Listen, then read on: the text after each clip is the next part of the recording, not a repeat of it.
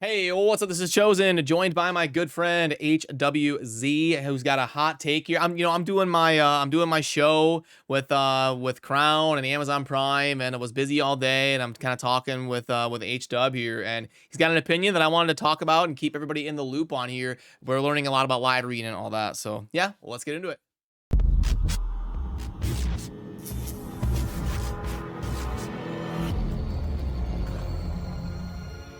Hey, what's up, HW? How you doing today, man?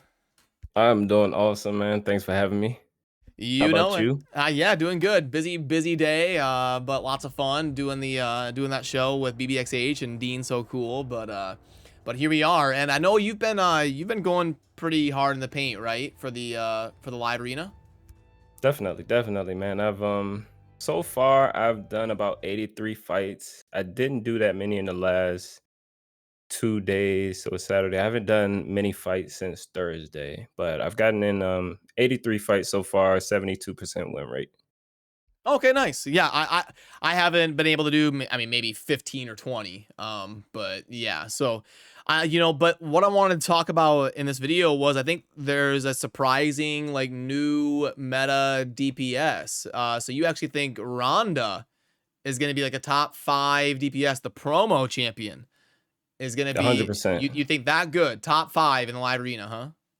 I think so because she's versatile, and in live arena you're going to need versatile champions, right? Because it's not like you could bring in a 100% speed tune comp, so you need champions that are going to bring a lot of RNG, champions that are going to be unpredictable for your opponent, and champions that can counter a lot of different champions that your opponent can be picking. Obviously you can't ban everyone that your opponent picks, so it's important to go with nukers, support champions that are going to be versatile for you, right? And I feel like Rhonda is absolutely one of those champions. Okay, and just because of the like, does she hard counter certain meta teams or anything, or is it just because of the general utility? I would say there are three things about her kit that either counter a lot of the meta champions. Yeah, pretty much the three things about her that pretty much counters, the meta, right? So when I think about the meta, right, I'm thinking about champions that have OP passives that you don't really want to, hinder you. I think about lockout champions who you may not necessarily want to ban just because, say they bring in another champion who is just more bannable, right? And then just, her A2's ability to place irresistible block passive and active skills, right? Like sheep aside, despite if she gets sheeped or not, that's still going to land. The block passive skills is still going to land on that champion, even if she gets sheeped and gets taken out of the fight. That will enable your team to, maybe last a little bit longer. If a lot of people haven't been banning two nukers. People have been choosing to either ban the flex champion or ban the lockout champion or ban the reviver. So a lot of people in the higher tiers, like I'm in bronze 4, a lot of people are banning these support champions and just, going all out trying to nuke it out, right? So that is why I say Rhonda is like S tier. Like I feel like she brings a ton. So yeah, picking your 5 champions in the live arena, you can let me know if it's different. I haven't gotten to like the higher tiers and probably never will. I'll probably always be like in the upper mid tier. But like, so is it picking like 3 supports and 2 damage dealers, right? Because you don't want them to be able to ban your 1 damage dealer and then you can just never kill them. Exactly. So you got it right. So 3 supports essentially, 2 and like a flex champion that will either be support or, CC. So like a Mighty Yuko is coming in as like a CC, also has ability to do a revive. You got Necrit who would be considered like in a flex position, and other champions that don't necessarily, revive per se, but they might, I don't know, cleanse and shield, or, you know, like Mathrala or what have you. They do a bit of CC for you, and then your 2 nukers. Of course, 2 nukers is mandatory. Yep. So then if Rhonda's in the top 5 of your DPSers, I know we were working on like a tier list project in collab to get a bunch of different opinions, and you're thinking you might have to adjust that now after 80 matches. But go ahead and let me know as of right now the H-dub top 5 live arena DPSers. So number 1 is obviously going to be Harima for me. Number 2 is going to be Rotos. Number 3, I'm gonna have to go with, Georgit for sure. Him and Rotos could be swapped around in that 2 or 3rd spot, but I don't have a Georgit, so I gotta put him at 3rd. I haven't been able to play with them. 4th is gonna 100% be, Rhonda for me. And then 5th, I feel like could be, it could be many champions. It could be Baron, right? So you think there's that much of a fall off after Rhonda? Really? Yeah, because like think about Candraphone, right? You bring in a Candraphone, somebody brings in UDK, and they, lock out Candraphone, right? Candy can't do anything because his A1 is conditional, which means that conditional hit also goes into UDK. A lot of people don't know that. So you won't say you're targeting Rotos, right? You're trying to get off a hit on Rotos. You think the first hit is gonna hit on UDK, the second one's gonna go on the Rotos. No, it's not. Because the second hit is conditional. After the target change happens from Candraphone, that second hit goes into UDK as well. So easily counterable. Harima easily counters Candraphone as well, and you're seeing a lot of Harimas out there. So Candraphone, he kind of falls off. He's not a champion I have on my main account, but this is something that I did a ton of research on in like the last week, right? So like champions that have bad skill descriptions or like it's just not clear on what's going on with the kit. Candraphone was one of those champions. That could almost be another collab or another video, like the random little nuances that people don't definitively understand on some of these damn skills that aren't worded perfectly. Exactly, and we have an article about it on the site Chosen. We do. So yeah, there you go. People will add on to that, and you guys can definitely be filled in on like these things that are going on in the game that you may or may not know about. So definitely another collab. Okay, awesome. So then that's your top 4. I think it was Harima, Georgid, Rotos, Rhonda. Okay. Right. And then did you give me the 5th? Or sorry, what did you want to say? So 5th, I think, obviously Taras, I think, is up there easily. Yeah, see, like I feel like a lot of people are gonna say. Sorry, I thought you were pausing for a second. I feel like a lot of people are gonna say like Marichka and Taras. Like, how could you not put Taras number 1? Like, are you crazy? So. Well, we could not put Taras number 1 because if you lock him out, his damage is going to be significantly different than if you get buffs up and then you're able to maximize his damage, right? A lot of people when building him are calculating based on the amount of buffs they're going to be able to put up. And if you don't put those buffs up, the damage is not going to be the same. Similarly, depending on who your opponent has, right? So say I'm going up against a Taras, right? I love it if they pick Taras and Marichka is not in Stone Skin. Why? Because if they don't ban Rotos, I'm going to kill the team, right? I'm going to target Marichka. I'm going to let Taras use his passive to target Rotos. It's only going to keep countering, like proccing counterattack for Rotos, and then we just end up killing the team. This is where like building a higher HP Rotos comes into play and something you can use into as your benefit, right? So Taras is a great champion by far. I'm not saying he doesn't belong in the top spot, but like I don't have him on my account. I have only studied how to counter him, and I feel like even a champion like Rhonda comes in, locks out Marichka's passive. Now Taras is not counterattacking.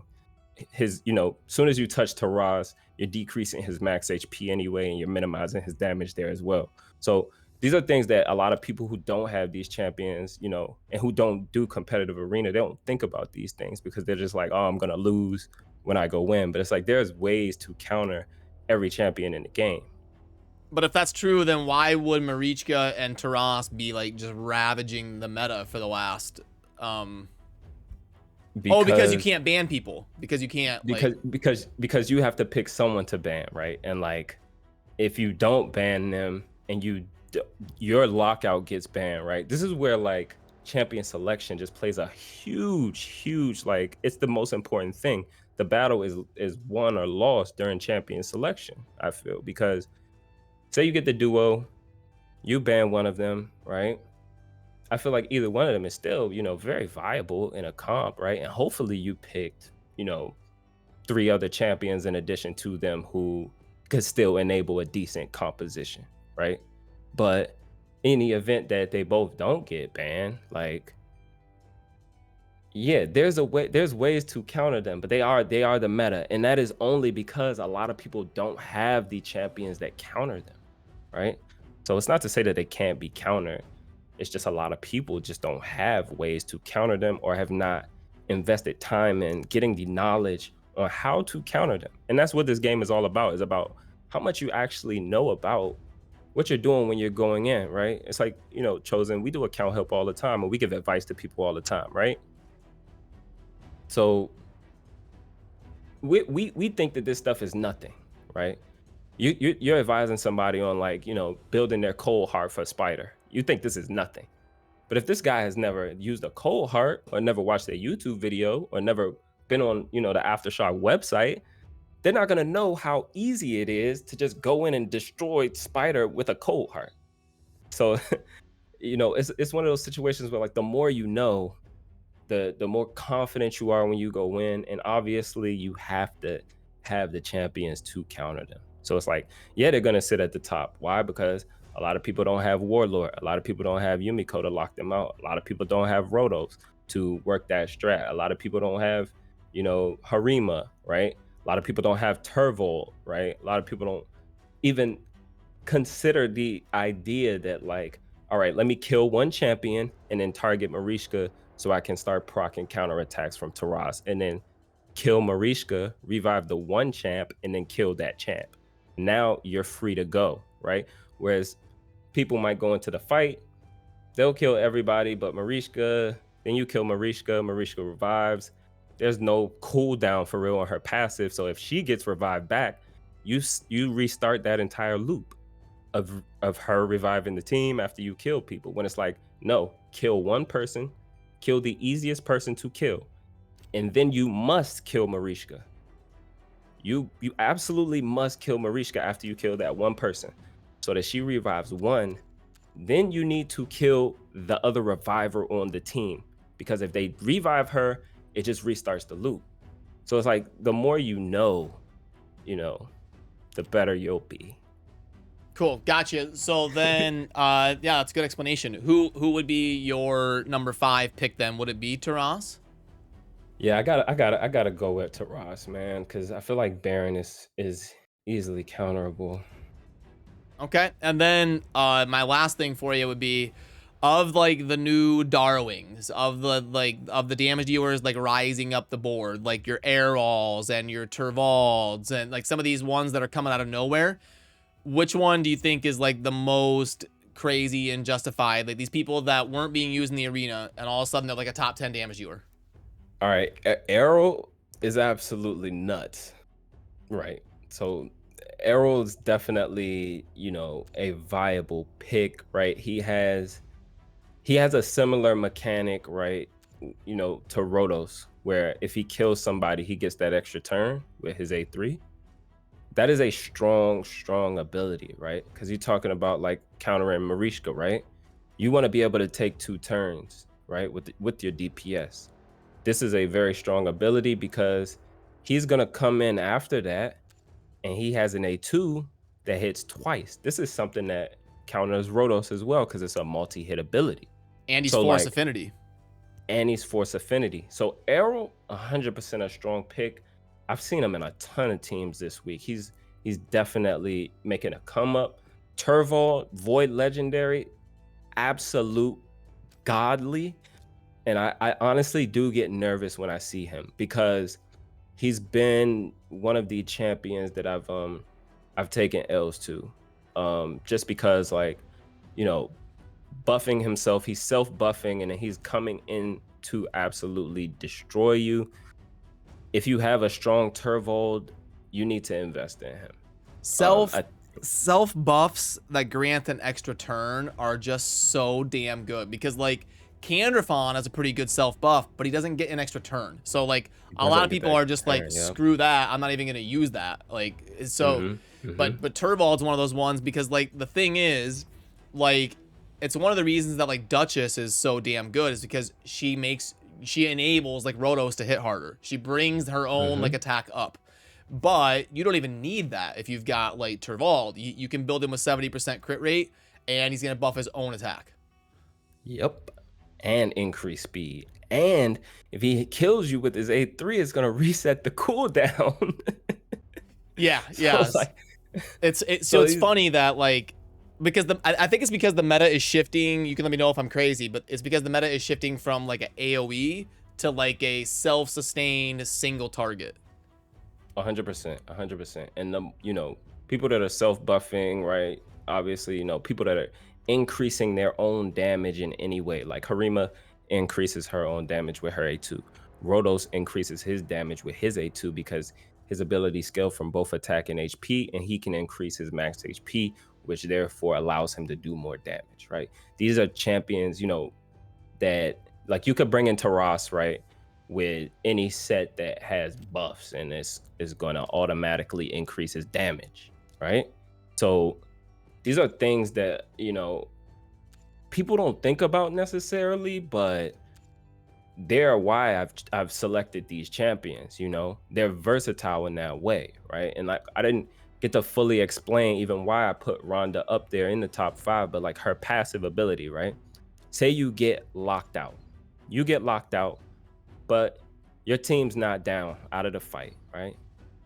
You still have a few opportunities. This is granted you've gotten nuked already, right? Say you brought in bolster champions, you got some decent sustain, and you know that the meta has shifted a bit to single target damage dealers. Say your whole team's still alive. Every time somebody on your team takes a turn, Rhonda has a chance to take a turn and potentially place 4 hits. That is a super strong ability. You put something like Soul Reap on her or anything, right? If you have a high awakening blessing on her, you take like Ward of the Fallen, right? At like 5-6 stars, she's gonna mitigate 90% of incoming damage. That is absolutely insane, right?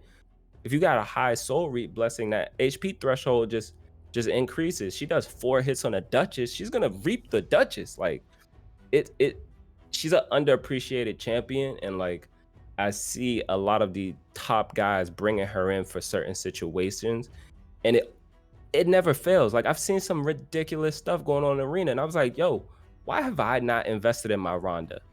It was because I might have listened to a few, you know, people's opinions of her. I might have not had the time to, and have been investing in other champions. But it's like the more I, you know, just build knowledge about her in general or any champion, I'm finding that they are a lot more useful than they are, right? And you see this across the board with rare champions, you see this across the board with epics.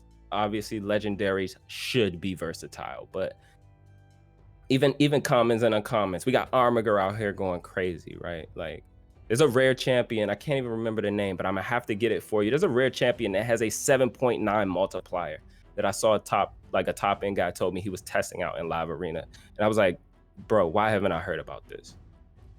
So you get what I'm saying? Yeah, Chosen? no, that's why they gotta follow H-Dub's channel, because H-Dub's always looking for the special meta picks, and I lean on people like you to keep me in the people that are better than me in the arena. I'm so focused on like efficiency and PvE and the offers and like the macro pictures, so I really enjoy hearing the perspectives of the people that have kind of been there and done it a little bit more hardcore in the arena. So yeah, thanks, man. I mean, you know, it's great to hear this stuff from you and let people know kind of what you're up to and where to find you. I'll obviously link to your channel and all that down below. Oh yeah, for sure, man. Anytime you want to talk raid, man, and champs and what's going on in the game, I'm 100% down. I love talking about this stuff. I'm a super raid nerd, like, so. Awesome, man. I appreciate it. Well, that's my collab here with the good friend H-Dub, and yeah, his link will be down below. Definitely check out his channel if you haven't already. And yeah, appreciate it, man. We'll be in touch soon. Always. Thank you for having me. Yeah, later, man. Later.